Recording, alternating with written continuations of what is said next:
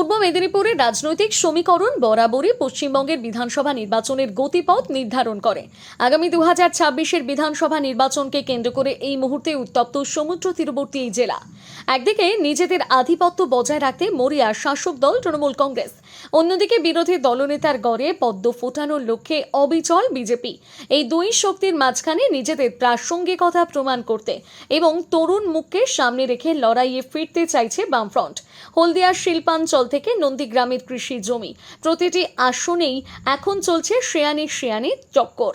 ভোটারদের সুবিধার্থে জেলার 16টি বিধানসভা কেন্দ্রের প্রতিটি থেকে প্রধান 3 দলের লড়াইয়ের একটি সামগ্রিক চিত্র ও প্রার্থীদের নাম এক নজরে দেখা যাক।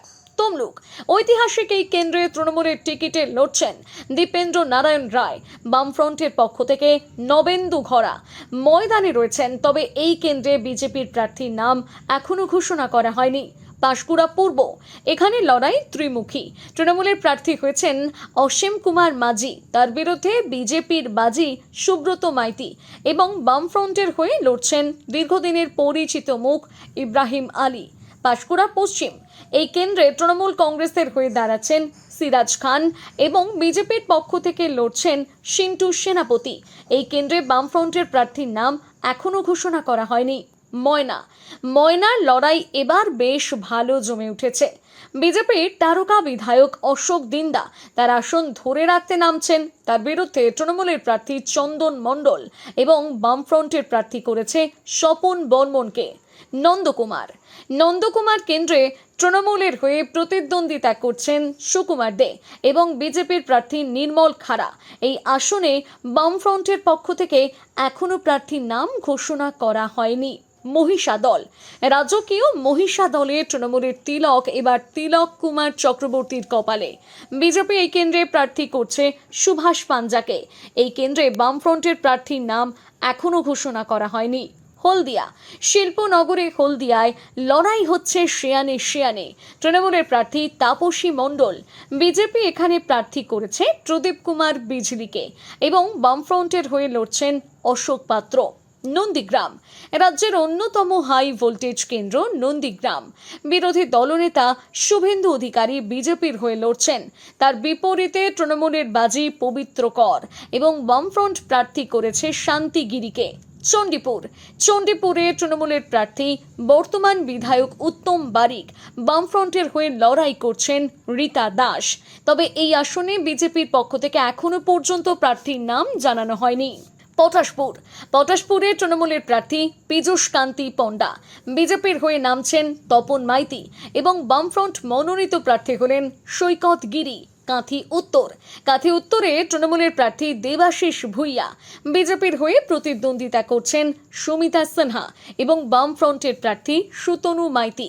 ভগবানপুর, এই আসনে তৃণমূলের হয়ে লড়ছেন মানব বড়ুয়া এবং বিজেপির প্রার্থী শান্তনু প্রামাণিক। বামফ্রন্টের পক্ষ থেকে এই কেন্দ্রের জন্য এখনো কোনো নাম চূড়ান্ত হয়নি। খেজুরিতে লড়াই হবে ত্রিমুখী। তৃণমূলের প্রার্থী রবীন্দ্রচন্দ্র মণ্ডল, বিজেপির সুব্রত পাইক এবং বামফ্রন্টের প্রার্থী হিমাংশু দাস। কাঁথি দক্ষিণ, অধিকারী পরিবারের খাস তালুক কাঁথি দক্ষিণে তৃণমূলের প্রার্থী তরুণ কুমার জানা, বিজেপির হয়ে লড়ছেন অরূপ কুমার দাস এবং বামফ্রন্টের প্রার্থী তেহরান হোসেন।